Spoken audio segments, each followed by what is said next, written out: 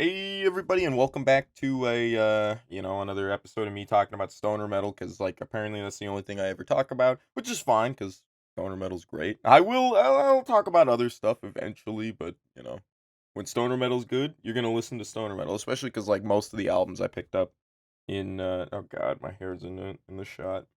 My hair's gotten long, but most of the albums I've ended up picking up over the past year have been stoner metal, just because they're good, all right. And I've just been in the genre recently. But we're gonna take it to a place we've never been before, and I'm sorry if I mispronounce everybody's name, but it's gonna happen. This is gonna be a long episode filled with a lot of twists and turns. If you like Stuart Gordon, if you like Lovecraft, this is a perfect album for you. We're going to Poznań, Poland, and we're taking a look at Tortuga's Deities, their second album. And here it is, and my hair as well. I'll take it out of this. The cover art is done by Too Many Skulls, and you can I'll leave a link to that as well eventually. But here's this. I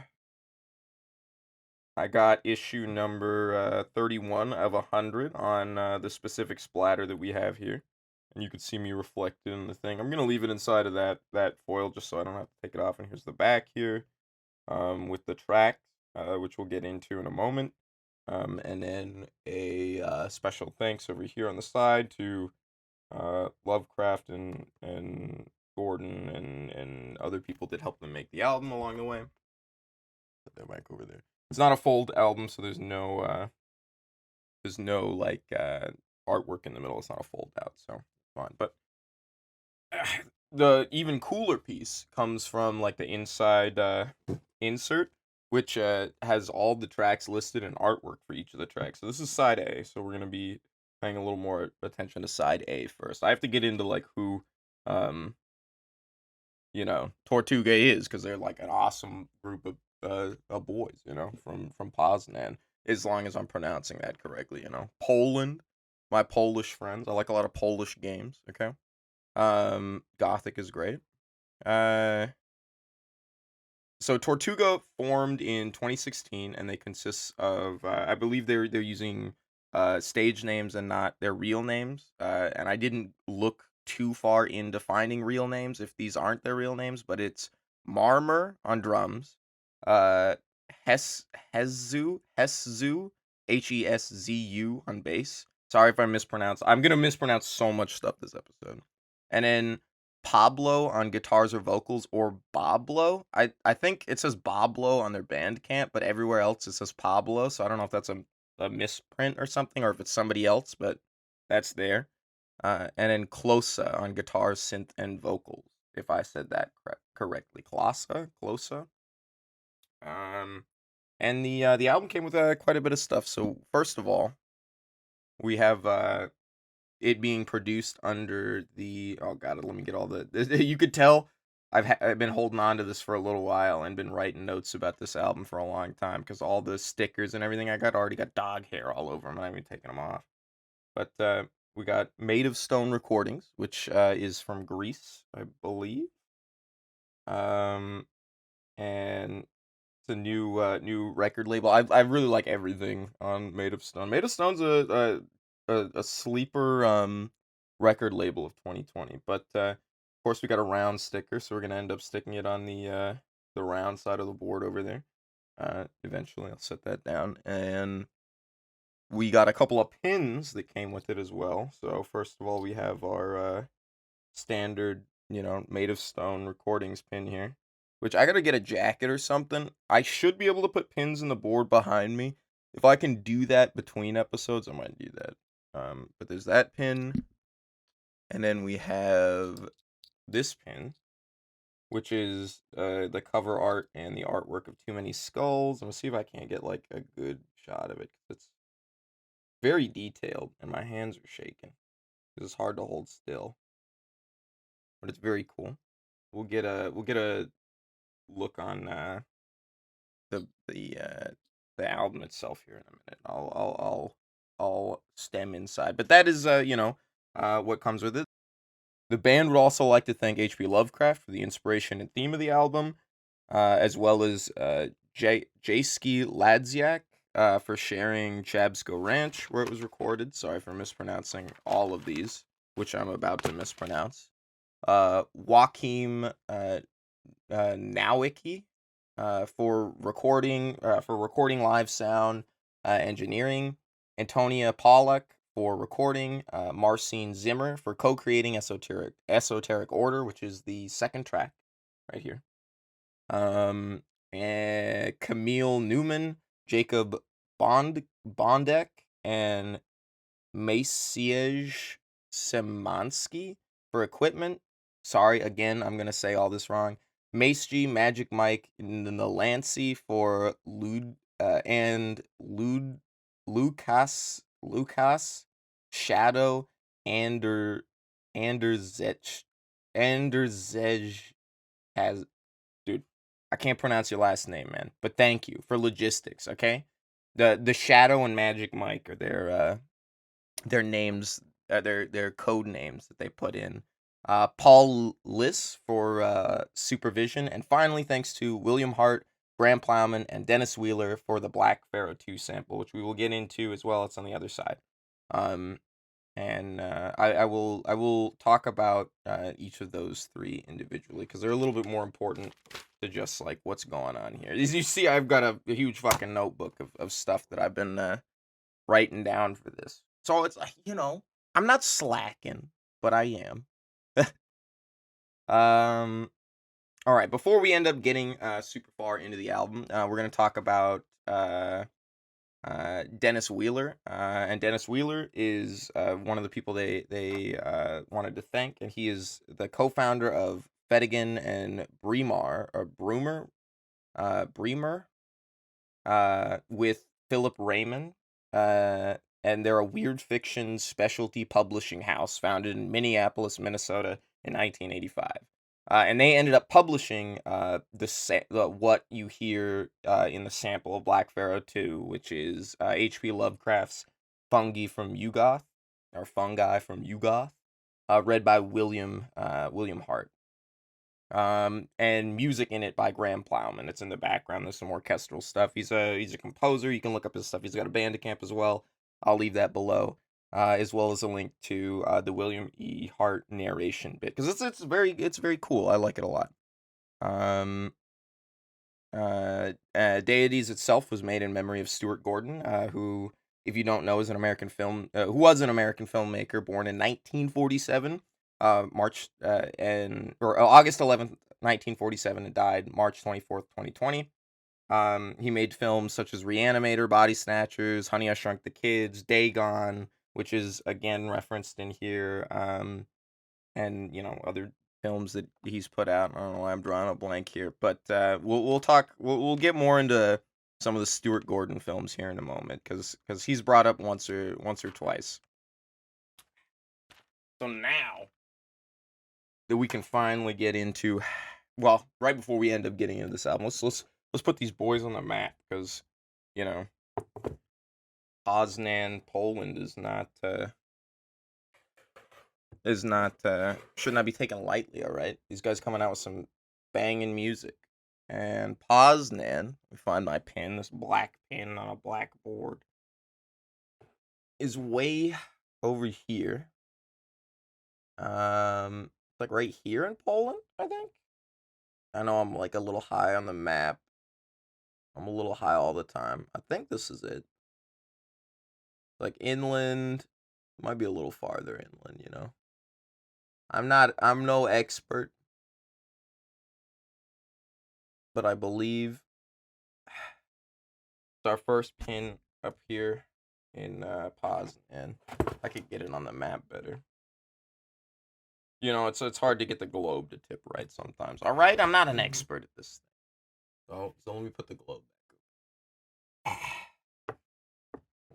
Rotate it so we can see where we're at. Bam. Or semi.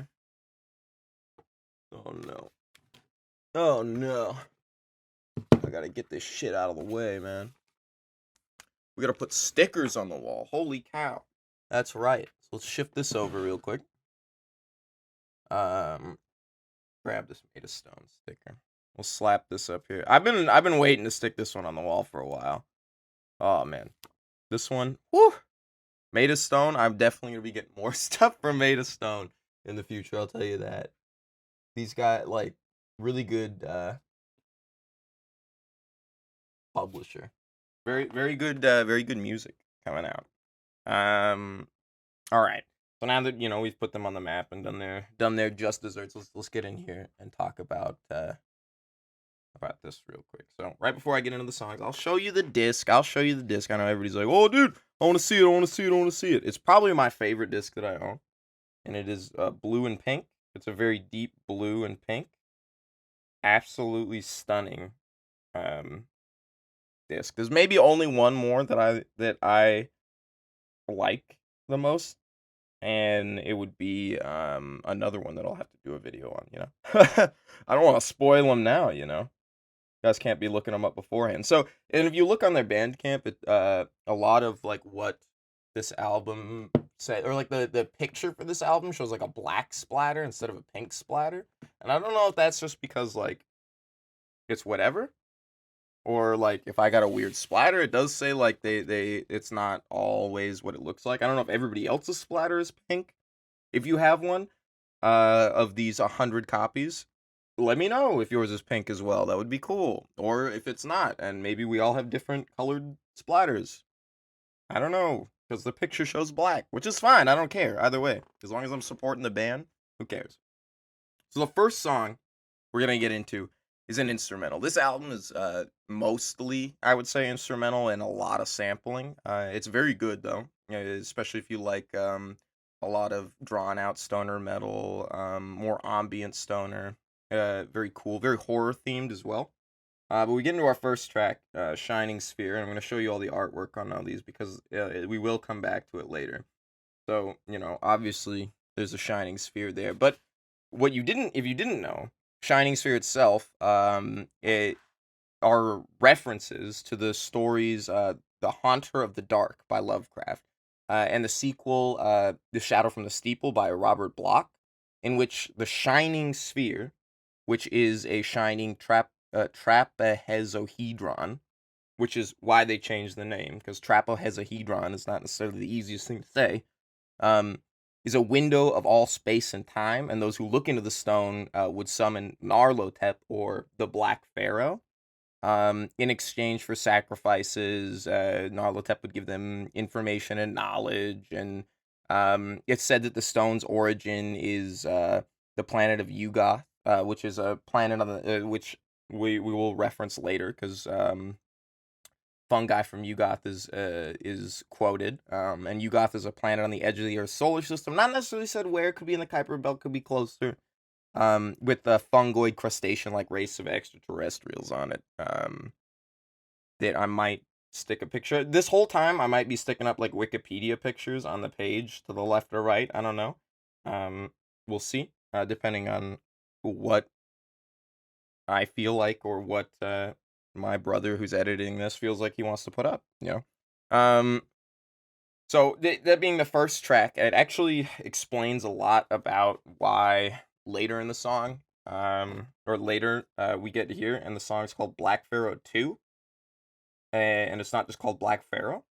There's a couple of reasons behind that. One reason behind that could be because he'd already been summoned earlier on. So this could technically be Narlotep 1 or Black Pharaoh 1 is Shining Sphere, because the sphere itself summons the Black Hunter, or Narlotep, or one of the faces of Narlotep.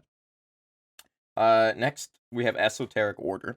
And this is our first Stuart Gordon reference will be coming in.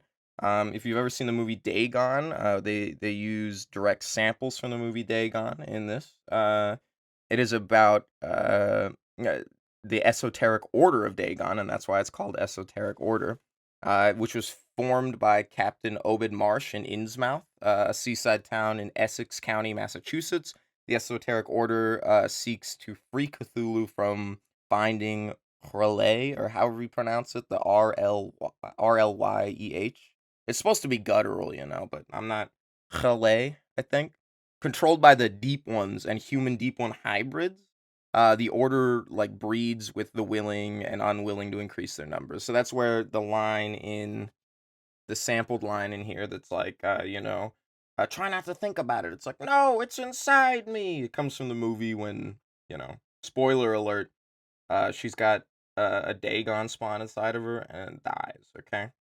Stuart Gordon films are not known to for being necessarily child friendly. So if you hadn't gathered that right off the bat, we're getting to it right now. In 1846, Captain Marsh and several members of Dagon were assaulted. Or arrested. Sorry, no formal charges were ever made. The order was disbanded when the U.S. government launched an attack on the town in 1928. The Shadow of Innsmouth describes this, which is the story that Lovecraft wrote. So this is a little bit interpretation of like the Shadow of Innsmouth. Is what the movie is about. Um, so this is like kind of an adaptation of like Stuart Gordon's movie and the piece or the literature itself from Lovecraft. And the sample comes from Dagon, which came out in 2001. If you want to go check that out. I was gonna watch it before I did this because that's the one film on here that I haven't seen that they reference. Um, but I didn't because I'm like, if I keep putting it off, I'm never gonna film this fucking episode. So the next one we get into is For a Lizard. And this is probably the most fun song on the entire album. I absolutely love this song. So right here we have Yig, who is the leader of the Snakes, and what they essentially set up in For a Lizard is Yig is the Lovecraftian god of snakes, and Godzilla is like the Japanese god of snakes. And Yig hates how popular Godzilla is, and so he's like, I'm gonna get back at him because he's just a sleazy mutant. So this whole song is about Yig and Godzilla kind of having like a kaiju fight or whatever. They don't like each other very much. So that's what this song's about. Now the hardest part about I had to email the band, and I might pull the email up here, but I had to ask them where the sample from that song comes from. There's a sample that goes, by now the world is well aware of that large lizard loose in Manhattan. So that sample, I ended up emailing them and asking them. It comes from a news report that they think is from 1999. I like how I gotta hold my hands out farther, or else they're all like blurry up over here. But I'm not used to it. But it comes from a news recording in 1999 that they think comes from 1999. Maybe Fox News. They don't know where it is, and they haven't been able to find it. The only recording they have remaining of it is on their computer from when they saved it and sampled it for the track. So if you can find wherever they have this sample, let me know in the comments. That's great. I was not able to find it. I spent forever, but couldn't figure it out. For a little background on Yig, by the way. Whoa, burps. Yig himself is the father of serpents. This guy right here, this handsome motherfucker.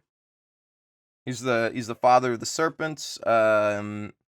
It's probably the goofiest song, after explaining the kaiju fight and something. But it's very believable because Yig himself is a very jealous individual. Like his character traits are he's jealous and easily angered, but he's not usually he's you can read more about him if you want in The Curse of Yig, which is from another Lovecraftian short story if you want to read that. But I don't I couldn't tell you where the sample's from. All right, God, I always put this down and I gotta pick it back up because I forget about this. Defective mind transfer. Now this one's gonna take a little bit of backstory and talking about. So this mainly is talking about the song or the story, The Shadow Out of Time. Sorry, and like the song, the story, the what? No, Shadow Out of Time, which tells of the great race of Yith, which you can kind of see a couple of them on here. Which we'll pull up another picture of them. They're a little different, and it's hard to tell because they can really be anything. But the Shadow Out of Time basically talks about Yithians who project their consciousness through space and time into other beings to possess them, to learn about the time. And they basically swap bodies for like an amount of years, and they teach whoever was in the original body like some stuff of their ancient um library that exists, and then they'll switch back. The library, I believe, ends up being in the desert of Australia, which is, all my Australian friends, I guess, there's the Library of Alexandria is really over there. But they had to escape like the dying of their planet by mass uh transferring their consciousness of their whole race forward in time or whatever to the planet Earth, and this like these plant creatures which became known as the Yithians, and then like they died out or something. But it was like 250 million years ago that this happened in Australia's Great Sandy Desert, um, which they created a fucking library of all past and future knowledge. So to then stem to defective mind control, or defective mind transfer, not mind control. It states in the story that if two Yithians were to try to change consciousness with the same person at the same time, there would be like a defect and they would be stuck. And so their lives would be stuck in these bodies until they died. And so that's essentially what I believe defective mind transfer is about. I mean, you're gonna have to take most of this with a grain of salt because I'm just like looking it up and reading it and figuring it out. I try to come up with my own analysis and not just ask directly what it is, because it feels like, it's like, oh, well, but I could learn about it if I could just read it. It's right here. All right. So moving past defective mind transfer, we come along to Black Pharaoh, which is our first, which is the first and only time we sample fungi from Yugoth. As mentioned earlier, the specific song or line or poem that they sample is 11 Narlotep. I went through and listened to all of those, but the Black Pharaoh, also known as Nefren Ka, is one of the main avatars of Narlotep. So the Black Nefren Ka himself used to be a real person, and he traded. He created like a lot of large sacrifices or whatever, so that Narlotep would give him the ability to see into the future.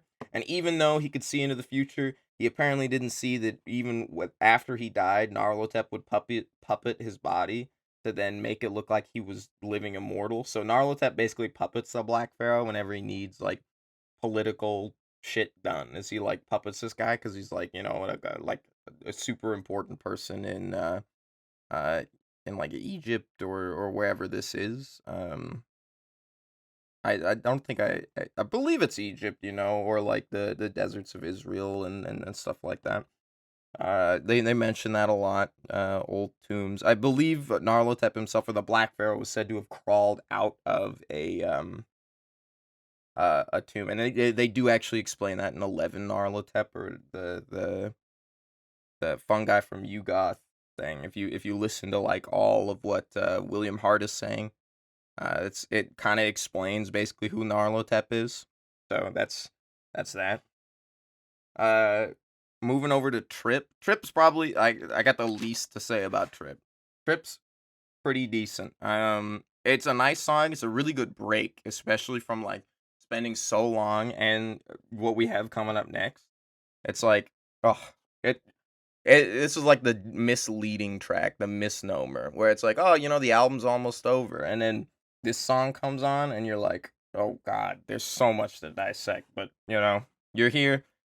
Trip, I believe, references the Lovecraft song From Beyond, and takes samples from the movie From Beyond in 1986. The original From Beyond story was published in 1934.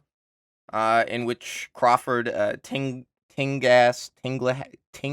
Tillinghast, sorry, creates a device that stimulates the pineal gland of whoever wears it, and then they can perceive planes of existence outside of known reality, basically. So they start seeing like other creatures and stuff, and then The band basically takes Tortuga's like, hey, yo, the lyrics are like, I dropped too much. Like, I dropped too much acid or I dropped too much of drugs and got the same thing. I overstimulated my penile gland with drugs is basically what trip is. So it's kind of like the same thing, but not. Now, the last song. Now, this is an enigma to break down. So, first of all, it's in Spanish, and I did translate it, and I'll read out the translation. However, we'll take with a grain of salt that the very beginning of it is like a sampled Spanish part or just them speaking in Spanish, but they don't have the words down, so I couldn't tell you. If you know what it is in the comments, please let me know. I don't speak Spanish, and it's too fast for me to, parse it, I should say. But the rest of it, we can kind of get at. We're gonna sit this back here because this guy's fairly important for the time being, and we'll hey, he's covering the disc. Yeah. So first of all, the song is called Galleon de Manila or Manila. Sorry, I'm gonna mispronounce literally everything. Which is a Spanish trade ship. That often this is our first clue into what the song is. I believe I was reading other reviews of this album, and most of them don't seem to know what the connection is between this last song and like the Cthulhu mythos. And I'm like, I can find it. And this is a very important one right here. This artwork, it's very important. It's very telling, along with the name, is very important, and the way the song is cast. So Spanish trade ships, or just trade ships in general, that often were used in the Pacific. What else is found in the Pacific? The ancient city of Killin or whatever was found in the Pacific. The story of Cthulhu itself takes place. Call of Cthulhu takes place. The last chapter, at least, takes place on a boat and on ships. So that's kind of like where I'm drawing this connection, along with the Cthulhu drawing. But the thing that I believe cements it the most is the storm that's happening during the intro, because we'll get into it, but on a specific date that I believe the song takes place on, it would make a lot of sense for there to be a storm going on in the background. So to break it down, I keep bumping everything, Let's grab this and start going across the lyrics for those of you that don't speak Spanish. So, perdos, lost. So it's basically lost, aimless. I have to guide you. I hear whispers. You will kill them. You will kill them. I will kill them. Guide me. Use me. I will be your champion. Arrived on time. I will send them. Their souls are yours. God will judge me. Holy Mary, Mother of God, pray for us sinners, now and at the hour of our death. Amen. That is this song right here. So that's a lot to break down. That does not include the beginning part where they're speaking. A lot of rapid fire Spanish. All right. Well, that does not include the end where they were speaking rapid fire Spanish. They're referring to well, what I believe is it's like Cthulhu's mind controlling somebody. One of the crew members that they don't ever mention what happened to, and who is the member that opened the door of the sleeping city of Riley, is Rodriguez. So it could be these are like his mad ramblings, like because he was left on the island or something. But basically, a storm happened. Two ships fought, the Emma and the Alert. And during this storm or whatever that happened on March 1st or February 28th, earthquakes and storms were happen all over the world, and they threw the Emma, which was this trading ship, very far south off its thing, and they encountered the Alert on March 22nd, which opened fire on them and sunk the Emma. But the crew of the Emma took over the Alert. After they took over the Alert, they found, the city of Riley. Rodriguez, the Portuguese man, opened it up. Him and one other unnamed guy died. and then Johansson and Bidden, whatever his name is, Bridden, made it back to the ship, and Bridden passed away on the way back, and Johansson was killed later. So it doesn't exactly state it, so take it with a grain of salt. I don't know if it's true or not, but it's there. Anyway, you know, you should definitely check these guys out. You should definitely check out the Stuart Gordon films. You should check out the William Hart reading and the Graham Plowman orchestras themselves. I hope you enjoyed. I will definitely be doing more. Next time we're going to be moving back into more stoner metal because like that's all I ever talk about. I really hope you enjoyed. Please go check them out. You can still get this album and other prints of the LP as well as t-shirts and other stuff on their Bandcamp. I'll link it below. I love you and peace.